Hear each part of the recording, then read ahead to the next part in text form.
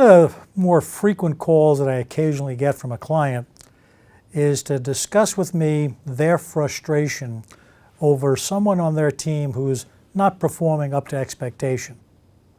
And there's a need to confront that person and their lack of performance.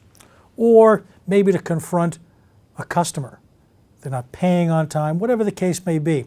But there is going to be the preliminary steps to what could end up to be a conflict. And when people hear the word conflict, they shudder. I can imagine just how badly they're trying to avoid it. And I learned in my time as a corporate executive, and even in my own personal life, conflict, if handled properly, isn't a bad thing, because there's an assumption that you're going to get to a resolution. It's not a question of who wins or who loses, but if there's a point to be made, sometimes the road has to get a little rough before you get to that smooth surface. So if you're in a leadership position and you're trying to avoid conflict, well, guess what happens? It gets worse, because now every time you see the person, you want to pour hot water on their head. You just have an emotional reaction that you just don't want to be with that person.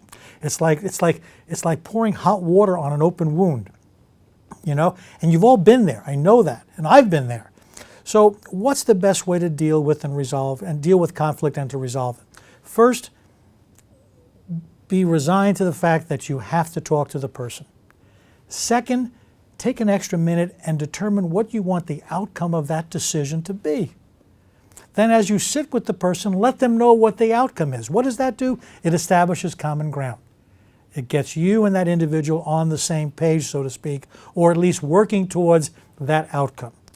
So when you think about any time that you have to deal with a conflict, think about what the outcome is you want to achieve, and then write down the first 3 steps you're going to take to get to that outcome. And if you do that, trust me, you'll find that conflict can be a very valuable tool in moving you and your organization forward. It's what I do as a coach, and it's what you have to do as a leader.